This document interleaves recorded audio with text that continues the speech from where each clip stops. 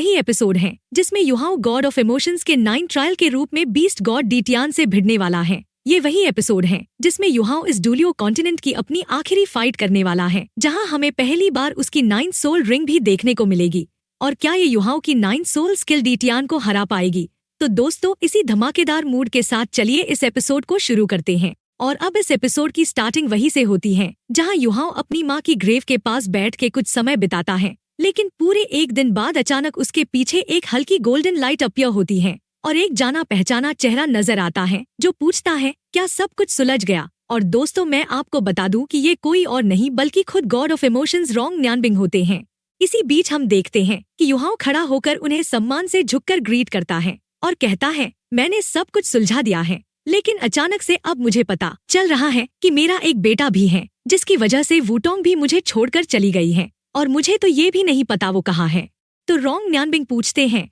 तो अब तुम्हारा क्या करने का इरादा है? जिसके जवाब में युहाओ पोलाइटली कहता है, मुझे उसे ढूंढना ही है, चाहे इसके लिए मुझे कोई भी कीमत क्यों ना चुकानी पड़े। और फिर युहाओ उनसे कहता है, मुझे गॉड रिल्म ले चलिए क्योंकि वो जरूर वहीं होगी। और क्या आप जानते हैं वो कहाँ है? और आखिर वुटोंग के फादर असल में कौन है? तो ये सब सुन के रोंग न्यानबिंग जवाब देते हैं कि कोई भी तुम्हें गॉड रिल्म नहीं ले जा सकता है, और यहाँ तक कि मैं भी नहीं। और अगर सच में तुम्हें वहाँ जाना है तो तुम है अपनी खुद की ताकत पर भरोसा करना होगा, और मेरी इनहेरिटेंस लेने के लिए तुम्हें एक आखिरी ट्रायल पास करनी होगी और तुम्हें पूरे डूलियो कॉन्टिनेंट का सबसे पावरफुल इंसान बनना होगा। और तुम्हारे फ्यूचर फादर इन लॉ के बारे में मैं तुम्हें तभी बताऊंगा जब तुम असल में मेरी जगह ले लोगे। आगे हम देखते हैं कि युहाओ की आंखें चमक उठती हैं और वो पूछता है, क्या आप बीस्ट गॉड डीटियान की बात कर रहे हैं? जिसके जवाब में रोंग न्यानबिंग सिर हल्का सा झुकाकर धीरे धीरे गोल्डन लाइट में बदलकर गायब हो जाते हैं, लेकिन जाते जाते कहते हैं, जाओ और जिस पल तुम बीस्ट गॉड को हराओगे तुम उसी पल तुम मेरी जगह ले सकते हो।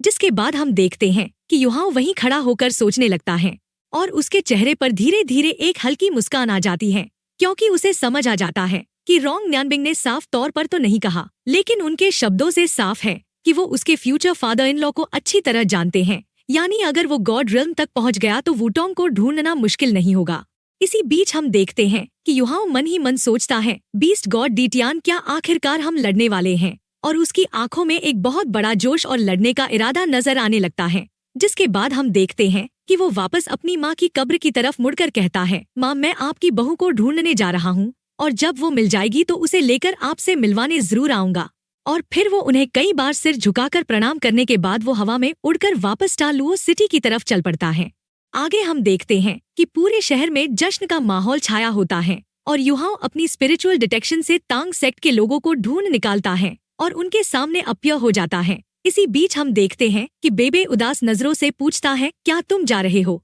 जिसके जवाब में युहाओ मुस्कुराते हुए कहता है, फिक्र मत कीजिए एल्डेस्ट सीनियर ब्रदर, जब मुझे वुटोंग मिल जाएगी तो हम वापस आएंगे। मैं चाहता हूँ हमारी शादी तांग सेक्ट में श्रेक सिटी के अंदर हो और आपके बिना हमारी खुशी अधूरी होगी। जिसके बाद हम देखते हैं कि बेबे, केताओ और जू सांसी तीनों जोर से हंसते हैं, जबकि जियांग ननन मजाक में कहती है, तो फिर देर किस बात की, जल्दी जाओ और उसे वापस लेकर आओ वरना वापस मत आना। इसी बीच हम देखते हैं कि सब लोग हंसते हुए उसे विदा करते हैं और युहाओ स्टार लुओ सिटी से निकलकर आसमान में उड़ते हुए एक पल के लिए रुककर सन मून एम्पायर की डायरेक्शन में देखता है। आगे हम देखते हैं कि वो मन ही मन सोचता है, यूनहान, लिटिल यूनहान जूजी, मुझे नहीं पता अब मैं तुम्हारा सामना कैसे करूं। शायद किस्मत ने हम सबको मूर्ख बनाया है और शायद तुम सही हो। मैं यूनहान का फादर कहलाने के लायक नहीं और वो तुम्हारा है, वो तुम्हारा बेटा है। जिसके बाद हम देखते हैं कि वो अपने दिमाग से सारे उलझे हुए ख्याल झटककर आसमान में उड़ते हुए सीधा ग्रेट स्टार 2 फॉरेस्ट की तरफ बढ़ जाता है, जो खुद बीस्ट गॉड डीटियान का घर होता है। इसी बीच हम देखते हैं कि दूसरी तरफ स्टार लुओ सिटी के बाहर ड्यूक्स मैंशन में एक ग्रैंड सेरेमनी हो रही होती है, जहां शू जावेई दुनिया के सामने घोषणा करते हैं कि वो अपना तख्त व्हाइट टाइगर ड्यूक दाई हाओ को सौंप रहे हैं और खुद क्राउन ड्यूक बनकर उसी मैंशन की जगह अपना घर बनाना शुरू कर देते हैं। जिसके बाद हम देखते हैं कि दाई हाओ नए एम्परर बनते हैं और दाई लुओली को क्राउन प्रिंस घोषित करते हैं, जबकि दाई योहेंग और दाई हुआबिन प्रिंसेस बनते हैं और अपनी गुजरी हुई पत्नी हो यूनर को एम्प्रेस का दर्जा देते हैं, जबकि युहाओ को इंपीरियल ट्यूटर बनाया जाता है। आगे हम देखते हैं कि श्रेक सिटी से भी लॉकडाउन हटा दिया जाता है और श्रेक एकेडमी फिर से नए स्टूडेंट्स लेना शुरू कर देती है। इसी बीच हम देखते हैं कि तांग सेक्ट अपने सोल टूल हॉल का स्ट्रक्चर और बड़ा कर देता है और केताओ को उसका नया हॉल मास्टर बना दिया जाता है। जबकि जुआन जीवेन खुद श्रेक एकेडमी में जाकर सोल टूल डिपार्टमेंट के डीन बन जाते हैं और माँ श्याओताओ मार्शल सोल डिपार्टमेंट की डीन बनती हैं। जिसके बाद हम देखते हैं कि एल्डर जुआन अपनी सी गॉड्स पवेलियन मास्टर की जगह यान शाओझे को सौंप देते हैं और वापस अपनी शराब और चिकन खाने वाली आरामदायक जिंदगी में लौट जाते हैं, जबकि युहाओ को सी गॉड्स पवेलियन का ऑनररी मास्टर बना दिया जाता है। इसी बीच हम देखते हैं कि 3 महीने बाद सन मून एम्पायर की आर्मी पूरी तरह स्टार लुओ एम्पायर की जमीन से वापस चली जाती है और मिंगदो माउंटेन रेंज भी वापस कर देती है। जिसके बाद हम देखते हैं कि 6 महीने और बीतने के बाद जूजी खुद सबके सामने आकर घोषणा करती है कि सन मून एम्पायर का नाम बदलकर फिर से हेवन दो एम्पायर रख दिया जाएगा और इस फैसले में खुद कॉन्ग डेमिंग और पूरी मिलिट्री उनका साथ देती है। जिसके बाद हम देखते हैं कि पूरा कॉन्टिनेंट 10,000 साल पहले जैसी ही सिचुएशन में वापस आ जाता है, जहां नॉर्थ में हेवन दो एम्पायर और साउथ में स्टार लुओ एम्पायर आमने सामने खड़े होते हैं और धीरे धीरे शांति वापस आने लगती है। आगे हम देखते हैं कि इसी बीच युहाओ कुछ ही पलों में सैकड़ों किलोमीटर पार करते हुए ग्रेट स्टार दो फॉरेस्ट के पास पहुंच जाता है और आसमान में एक सिल्वर जैसी लाइट के साथ अपीयर होता है। दोस्तों, मैं आपको बता दूं कि इस फॉरेस्ट का आसमान फॉरबिडन रीजन कहलाता है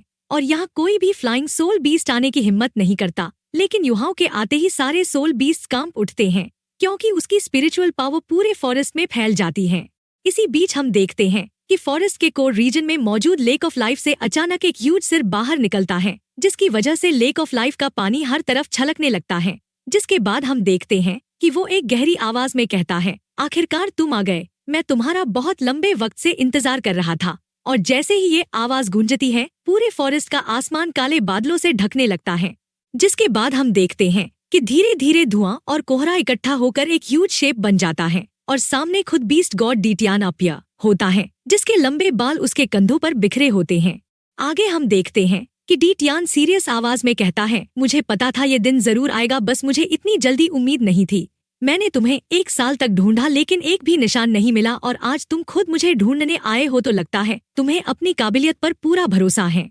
जिसके जवाब में युहाओ मुस्कुराते हुए कहता है, आप मेरे सामने एक ऊंचे पहाड़ की तरह हैं और अगर मैंने आपको पार नहीं किया तो मैं कभी अपनी मंजिल तक नहीं पहुंच पाऊंगा। तो डीटियान ठंडी मुस्कान के साथ कहता है, तो चलो देखते हैं आज कौन जीतता है। मैं ग्रेट स्टार दो फॉरेस्ट की किस्मत को अपने साथ रखता हूँ या तुम मुझे पार करके गॉड रिल्म ढूंढने निकल जाते हो। और अचानक एक कदम आगे बढ़ाते ही सिल्वर जैसी लाइट के साथ गायब हो जाता है। जिसके बाद हम देखते हैं कि युहाओ भी वैसे ही एक कदम बढ़ाकर स्पेस में समा जाता है और दोनों 10,000 मीटर ऊंचाई पर एक साथ अपीयर होते हैं, जहां कोई भी टाइटल डुलियो भी नहीं पहुंच सकता क्योंकि वहां तापमान बेहद कम और हवा बहुत पतली होती है। आगे हम देखते हैं कि डीटियान कहता है, बहुत सालों बाद मुझे ऐसा जोश महसूस हो रहा है और सच कहूँ तो मैं बहुत अकेला हूँ। जिसके जवाब में युहाओ पूछता है, मुझे लगता है आपकी जिंदगी के प्रति चाहत उतनी मजबूत नहीं है। तो डीटियान समझाते हुए कहते हैं कि जब कोई सैकड़ों हजार सालों तक जीता है तो इस दुनिया की हर चीज से बोर हो जाता है और वो सिर्फ अपने ड्यूटी की वजह से यहाँ रुके होते हैं, वरना वो इस दुनिया के बाहर की चीजें एक्सप्लोर करने निकल जाते। जिसके बाद हम देखते हैं कि डीटियान एक बहुत बड़ा सीक्रेट बताता है और बोलता है कि उसे पता है कि उनकी ये दुनिया गोल है और आसमान में दिखने वाले सारे तारे भी गोल हैं। और वो आगे गॉड रिल्म के बारे में भी अपनी थ्योरी बताता है कि शायद वो किसी और तारे पर मौजूद हो सकता है और वो खुद कई बार बहुत ऊंचाई तक उड़ने की कोशिश कर चुका है ताकि इस दुनिया की सीमा को पार कर सके, लेकिन उसे अपने ड्यूटी की वजह से रुकना पड़ता है क्योंकि उसे ड्रैगन रेस की आखिरी प्योर ब्लड लाइन्स और पूरे फॉरेस्ट की सेफ्टी करनी होती है। आगे हम देखते हैं कि डीटियान एक बहुत बड़ा प्लान खोलता है और वो कहता है कि वो युहाओ को मारेगा नहीं बल्कि उसे 1000 सालों तक इस फॉरेस्ट में कैद करके रखेगा और उसकी शादी किसी लाख साल पुरानी सोल बीस्ट से करवाकर उसकी अगली जनरेशन को डेस्टिनी की पावर पास करवाना चाहता है। डीटियान की ये सभी बातें सुन के युहाओ उन्हें बड़ी शांति से उसे झुककर सम्मान देता है क्योंकि उसे अपने ड्यूटी के लिए इतना सैक्रिफाइस करते देखकर वो सच में अफेक्ट होता है।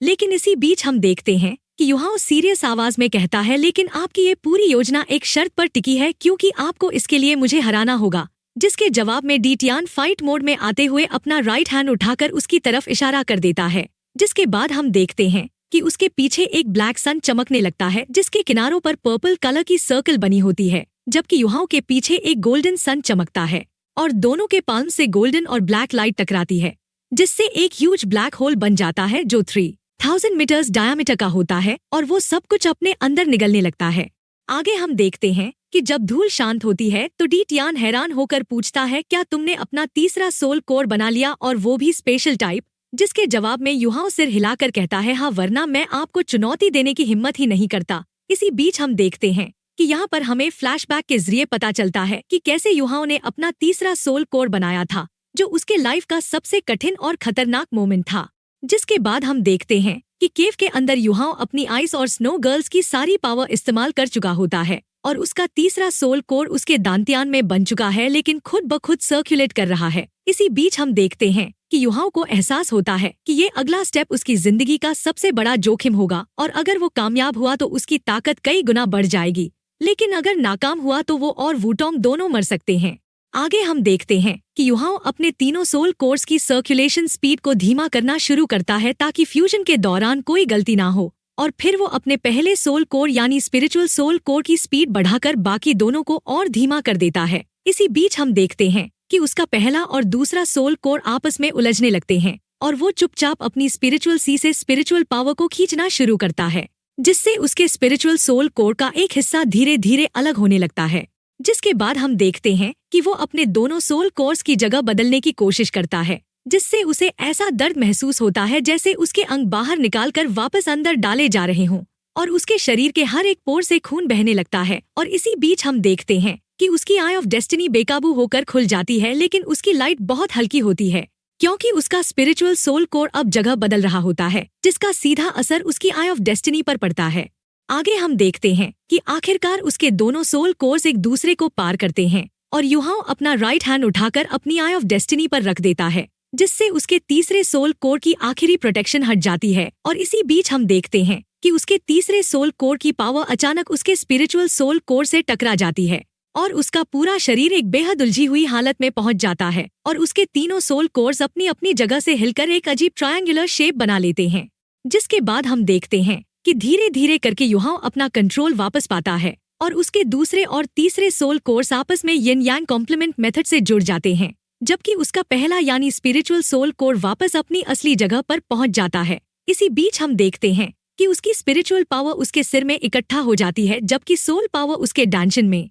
और उसके अंदर स्पिरिचुअल अल्टीमेट आइस और स्पेस टाइप के 3 अलग अलग एलिमेंट्स एस्टैब्लिश हो जाते हैं। और दोस्तों, मैं आपको बता दूं कि इस पूरी फ्यूजन में ईविल आई टायरेंट एम्परर का छोड़ा हुआ ईविल आई सोल बोन भी बहुत बड़ा रोल निभाता है, क्योंकि उसमें उसकी प्योर स्पिरिचुअल पावर के साथ साथ उसकी मेमोरीज भी छुपी होती हैं, जिससे युहाओ को अपनी स्पिरिचुअल पावर को मैक्सिमम कंट्रोल तक ले जाने में मदद मिलती है। जिसके बाद हम देखते हैं कि इस पूरी प्रोसेस के खत्म होने के बाद युहाओ को लंबे टाइम के लिए सेक्युलेशन में जाना पड़ता है और फिर वो तांग वुटोंग की मदद करने के लिए तैयार होता है, क्योंकि अब वो खुद वुटोंग ग के लिए एक आई ऑफ असुर जैसा रोल प्ले करता है। आगे हम देखते हैं कि वापस असली फाइट में लौटते हुए डी टियान उस ब्लैक होल से दूर रहकर अपनी स्पीड पर भरोसा करता है, क्योंकि दोनों जानते हैं कि इतने बड़े स्पेस क्रैक के पास जाना खतरनाक हो सकता है। इसी बीच हम देखते हैं कि युहाओ अपनी आई ऑफ डेस्टिनी खोलकर डी टियान पर स्पिरिचुअल कंफ्यूजन और स्पिरिचुअल एनफीबलमेंट से अटैक करता है, लेकिन डी टियान ठंडी मुस्कान के साथ कहा है, ये मुझ पर बेकार है, क्योंकि ड्रैगन्स ज्यादातर स्पिरिचुअल अटैक से इम्यून होते हैं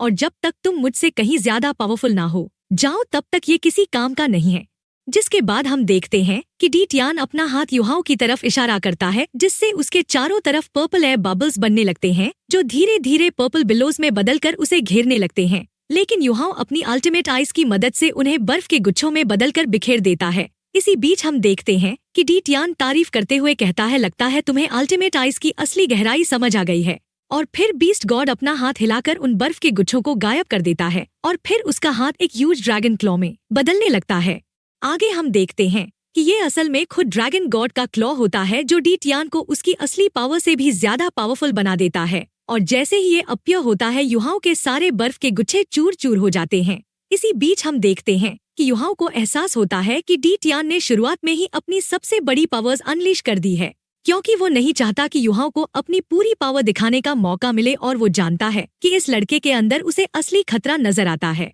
जिसके बाद हम देखते हैं कि डी टियान अपने पूरे शरीर पर रेनबो लाइट फैला लेता है और अपना ड्रैगन क्लॉ युहाओ की तरफ बढ़ाता है, जिससे युहाओ को महसूस होता है जैसे उसकी सोल तक दबाव में आ गई हो। इसी बीच हम देखते हैं कि युहाओ एक बहुत बड़ा फैसला लेता है और अपनी मॉर्निंग ड्यू डैगर को हवा में उठाकर एक अजीब सी डिवाइन ऑरा में समा जाता है, जिसके बाद उसकी जगह 100 मीटर लंबी बर्फीली नीली परछाई अपीयर होती है। और दोस्तों मैं आपको बता दूं कि ये उसका यूनिक 9 सोल स्किल होता है जिसका नाम sigh of the frozen goddess है, जो उसकी आइस और स्नो गर्ल्स के बर्निंग स्पिरिचुअल सेंस से मिला हुआ पावर्स होता है। जिसके बाद हम देखते हैं कि ये टेक्निक सीधा डीटियान के ड्रैगन गॉड्स क्लॉ से जा टकराती है, जिसकी वजह से रेनबो लाइट धीरे धीरे बर्फीले नीले कलर में बदलने लगती है, जिसे देखकर डीटियान हैरान रह जाता है क्योंकि उसे लगता है कि ये पावर उसके अपने अटैक से भी ज्यादा स्ट्रॉन्ग है। इसी बीच हम देखते हैं कि युहाओ ब्लो चिल्लाता है जिससे डीटियान के शरीर के अंदर एक जोरदार धमाका होता है। दोस्तों मैं आपको बता दूं कि ये उसकी आइस एक्सप्लोजन टेक्निक होती है जो अब डीटियान के अंदर भी काम कर रही होती है। जिसके बाद हम देखते हैं कि युहाओ पीछे हटकर उस जमे हुए ड्रैगन गॉड्स क्लॉ पर एक जोरदार मुक्का मारता है और डीटियान हैरान होकर देखता है कि उसका उस क्लॉ से कनेक्शन ही टूट चुका है। और दोस्तों मैं आपको बता दूं कि ये उसकी दूसरी अल्टीमेट 9 सोल स्किल होती है जिसका नाम एब्सोल्यूट जीरो है, जो स्नोलीज ग्लेशियर के साथ मिलकर काम करती है और इसी वजह से डीटियान का सबसे खतरनाक वार पूरी तरह रोका जा चुका होता है। तो दोस्तों अब सबसे बड़ा सवाल ये उठता है कि क्या युहाओ खुद बीस्ट गॉड डीटियान को हरा पाएगा और क्या इसके बाद वो गॉड रिल्म पहुंचकर अपनी वुटोंग को ढूंढ पाएगा? ये जानने के लिए बने रहिए हमारे अगले एपिसोड में। और अगर आपको ये लंबा और शानदार एपिसोड पसंद आया हो तो वीडियो को लाइक करना और चैनल को सब्सक्राइब करना बिल्कुल मत भूलिएगा।